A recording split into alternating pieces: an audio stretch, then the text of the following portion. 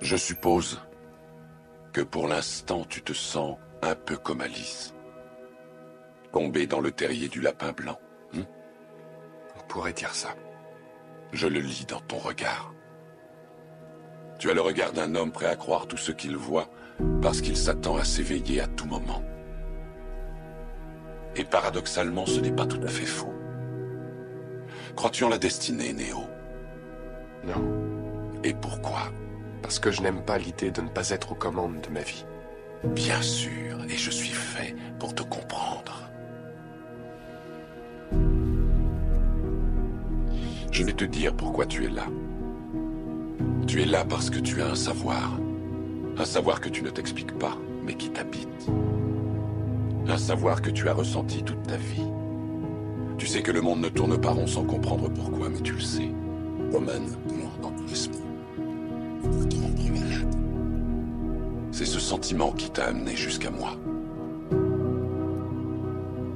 Sais-tu exactement de quoi je parle? De la matrice. Est-ce que tu veux également savoir ce qu'elle est? La matrice est universelle. Elle est omniprésente. Elle est avec nous ici, en ce moment même. Tu la vois chaque fois que tu regardes par la fenêtre ou lorsque tu allumes la télévision. Tu ressens sa présence quand tu pars au travail, quand tu vas à l'église ou quand tu paies tes factures. Elle est le monde qu'on superpose à ton regard pour t'empêcher de voir la vérité. Quelle vérité? Le fait que tu es un esclave, Néo. Comme tous les autres, tu es né enchaîné. Le monde est une prison où il n'y a ni espoir, ni saveur, ni odeur. Une prison pour ton esprit.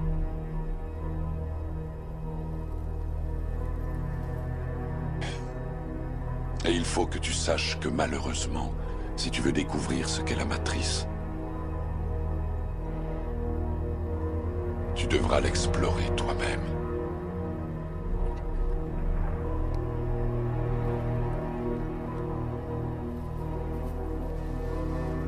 C'est là ta dernière chance. Tu ne pourras plus faire marche arrière. Choisis la pilule bleue, tout s'arrête. Après, tu pourras faire de beaux rêves et penser ce que tu veux. Choisis la pilule rouge, tu restes au pays des merveilles. Et on descend avec le lapin blanc au fond du gouffre.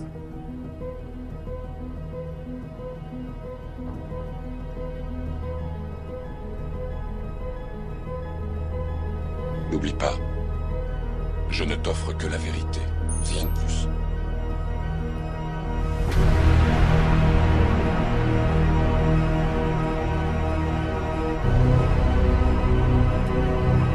Regarde autour de toi.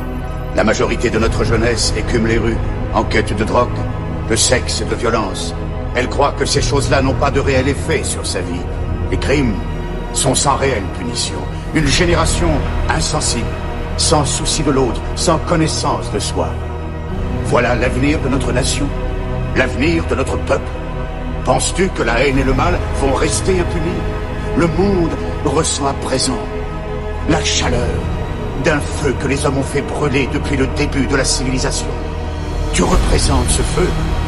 Toi et moi, nous ne sommes qu'une infime partie du plan divin.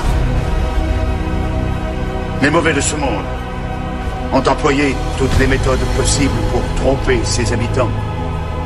Et, à chaque fois, avec un plus grand succès encore que prévu. Et c'est fini. Dieu va enfin pouvoir triompher de ce mal. Sans vérité, rien n'est sacré. Le mensonge, c'est là qu'est la force du mal. Et ça, mon frère, tu le sais bien, puisque c'est pour ça que tu es là. La vérité, c'est que nous avons un rôle très important dans notre propre destruction. Notre soif d'argent, notre style de vie, les choses si profondément appréciées et convoitées par les gens sont les appâts qui les détournent de la lumière. Ils se servent de ta peur contre toi. Ta peur de la mort, ta peur de l'emprisonnement. N'as-tu jamais réfléchi combien précieuse est une vie? Comme il est difficile de la créer? comme il est facile et aisé de la prendre et de la réduire à néant. Mon frère, aide-moi. Aide-moi à faire ce qui est juste. Aide-moi à arrêter le massacre de nos enfants. Aide-moi à mettre un terme au manque de respect et aux affronts faits à notre valeur la plus précieuse. Aide-moi à mettre fin à la destruction des jeunes esprits par l'usage des drogues et de l'alcool. Aide-moi à bâtir une population de grands penseurs. Un peuple qui créera le changement grâce à la réflexion et la spiritualité. Veux-tu choisir cette vérité? Le veux-tu? Veux-tu choisir la lumière plutôt que l'obscurité?